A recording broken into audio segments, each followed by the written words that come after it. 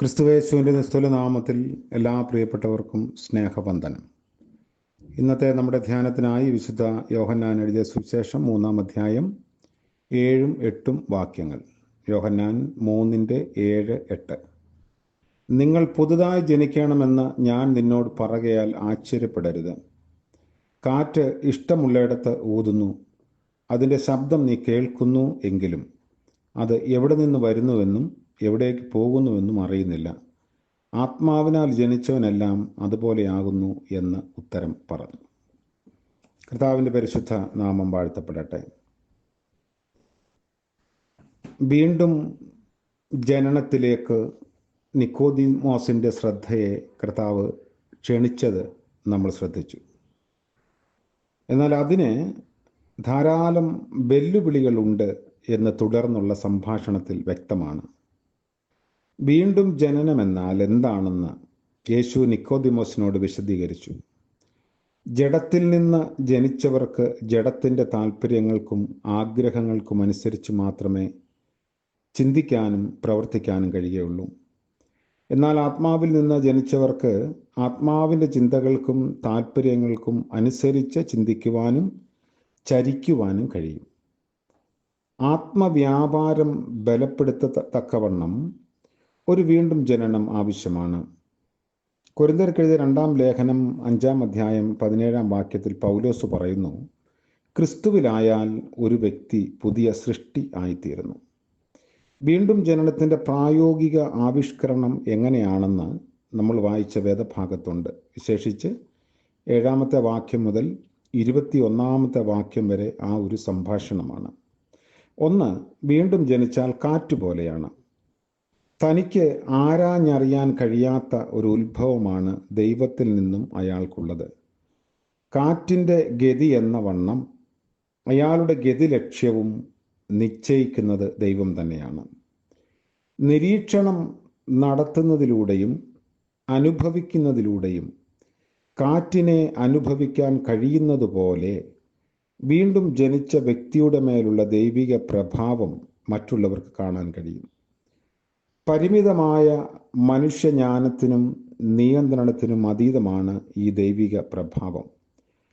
ചുരുക്കത്തിൽ, വീണ്ടും ജനിക്കുക എന്നാൽ ദൈവഹിതത്തിന് മുൻപിലുള്ള ഉപാധികൾ കൂടാതെയുള്ള വിധേയപ്പെടലാണ്. സകലവും അറിഞ്ഞ് നിയന്ത്രിക്കുന്ന ദൈവത്തിന് മുൻപിലുള്ള വിധേയപ്പെടൽ എന്ന് അർത്ഥം. സ്വന്തം ഹിതം ദൈവഹിതം മാത്രമായി തീരുന്ന ഒരു അവസ്ഥാന്തരമാണ് അത് സൂചിപ്പിക്കുന്നത്. രണ്ടാമത്, പിതാവാം ദൈവം തൻ്റെ പുത്രനിലൂടെ ലോകത്തിന് നൽകിക്കൊടുത്ത സ്നേഹ ചര്യകളോടുള്ള മനുഷ്യ പ്രതികരണം കൂടെയാണ് വീണ്ടും ജനനം. പുത്രൻ്റെ മരണ പുനരുത്ഥാനങ്ങളിലൂടെ ലോകത്തെ വീണ്ടെടുക്കുന്ന ദൈവസ്നേഹത്തെയാണ് യോഹന്നാൻ 3-ാം അധ്യായത്തിൻ്റെ 16-ാമത്തെ വാക്യത്തിൽ നമ്മൾ കാണുന്നത്. മരുഭൂമിയിൽ മോശ പിത്തള സർപ്പത്തെ ഉയർത്തിയത് മനുഷ്യരുടെ രക്ഷയ്ക്ക് വേണ്ടിയുള്ള ദൈവിക പദ്ധതിയായിരുന്നു. അതുപോലെ മനുഷ്യവർഗത്തിന് രക്ഷയ്ക്ക് വേണ്ടി ദൈവം വിഭാവനം ചെയ്ത പദ്ധതിയാണ് ക്രൂശ്. താമ്രസർപ്പത്തിലേക്ക് നോക്കിയവർ രക്ഷ പ്രാപിച്ചതുപോലെ ക്രൂശിങ്കിലേക്ക് നോക്കുന്നവരും മനുഷ്യപുത്രനെ ഉയർത്തുന്നവരുമാണ് രക്ഷിക്കപ്പെടുന്നത്. ക്രൂശിൽ വെളിപ്പെട്ട ദൈവസ്നേഹത്തോടുള്ള ഹൃദയപൂർവമായ ഒരു പ്രതികരണമാണ് അത്. മറ്റൊന്ന്, പരസ്യമായി യേശുവിൻ്റെ പക്ഷം ചേരുന്നതാണ് വീണ്ടും ജനന അനുഭവം. വെളിച്ചം, ഇരുട്ട് എന്നിവ 2 പ്രതീകങ്ങളാണ്. വെളിച്ചം സകലത്തെയും വെളിവാക്കുമ്പോൾ ഇരുട്ട് മൂടി വെക്കാനുള്ള ഉപാധിയാണ്. തിന്മ പ്രവർത്തിക്കുന്നവർ വെളിച്ചത്തെ വെറുക്കുകയും ഇരുട്ടിനെ സ്നേഹിക്കുകയും ചെയ്യുന്നു.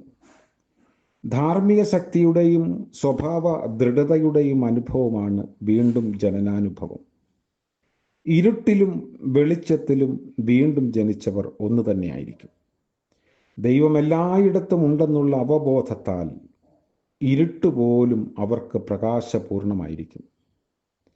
രാത്രിയിലുള്ള സന്ദർശനം നിക്കോദിമോസിന് ഒരുതരം രഹസ്യമാനം നൽകുകയും മറ്റുള്ളവരുടെ ദൃഷ്ടിയിൽ നിന്ന് മറഞ്ഞിരിക്കുന്നതിനുള്ള ഉപാധിയുമായെങ്കിൽ യേശു വെല്ലുവിളിക്കുന്നത് ഇരുട്ടിൻ്റെ മറവിട്ട് പുറത്തോട്ട് വരാനാണ്. യേശുവിൻ്റെ കബറടക്ക സമയത്ത് നിക്കോദിമോസ് അരിമത്യ ജോസഫിനോടൊപ്പം യേശുവിന് വേണ്ടി പരസ്യ നിലപാട് എടുക്കുകയുണ്ടായെങ്കിലും തൽക്കാലം അയാൾക്കത് സ്വീകരിക്കാൻ കഴിഞ്ഞില്ല. അപ്പോൾ വീണ്ടും ജനിച്ച ദൈവമക്കൾ ദൈവത്തിന് സ്തോത്രം ചെയ്യുക. ഇരുട്ടിൻ്റെ അധികാരത്തിൽ നിന്ന് നമ്മെ വിടുവിച്ച് നമ്മെ സ്നേഹസ്വരൂപനായ പുത്രൻ്റെ രാജ്യത്തിലാക്കിയ ദൈവത്തിന് നന്ദി പറയേണ്ടിയിരിക്കുന്നു.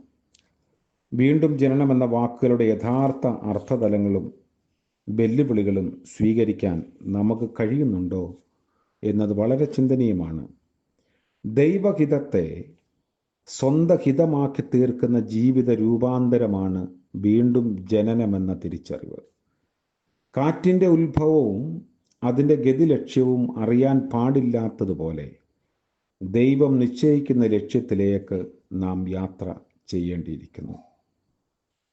നമുക്ക് പ്രാർത്ഥിക്കാം. കർത്താവേ, അവിടുന്ന് ഞങ്ങൾക്ക് നൽകിയ പുതിയ പ്രഭാതത്തിനായി നന്ദിയോടെ ഞങ്ങൾ അങ്ങയെ സ്തുതിക്കുന്നു. ഞങ്ങളുടെ ജീവിതത്തിൻ്റെ ഗതിയെ അവിടുന്ന് നിയന്ത്രിക്കത്തക്ക വിധത്തിൽ ഞങ്ങളെ സമർപ്പിക്കുന്നു. താൻ പോരുമയുടെയും സ്വാർത്ഥതയുടെയും ഇരുട്ടിൽ നിന്ന് വീണ്ടും ജനനത്തിൻ്റെ സത്യപ്രകാശത്തിലേക്ക് ഞങ്ങളെ നയിക്കണമേ. അകവും പുറവും ഒരുപോലെയാവുകയും ഇരുട്ടും വെളിച്ചവും ഒരേ തരത്തിൽ കണ്ട് ധാർമ്മിക ബലത്തോടെ ജീവിക്കാനുള്ള ഇച്ഛാശക്തി ഇന്ന് പകൽക്കാലം ഞങ്ങൾക്ക് നൽകുകയും ചെയ്യണമേ. ഇന്ന് ജന്മദിനം ആഘോഷിച്ചവരെയും വിവാഹ വാർഷികം ആഘോഷിക്കുന്നവരെയും ഓർത്ത് പ്രാർത്ഥിക്കുന്നു. കരുണയുടെ ഒരു പുതിയ വർഷത്തിൽ ജീവിപ്പാൻ ദൈവം സഹായിക്കണമേ. ദൈവഹിതത്തെ സ്വന്തം ഹിതമായി സ്വീകരിപ്പാൻ എല്ലാവരെയും ഇടയാക്കണമേ. യേശു മശിഹ മൂലം ഞങ്ങളുടെ പ്രാർത്ഥന ദയവോടെ കേൾക്കുമാറാകണമേ. ആമേൻ.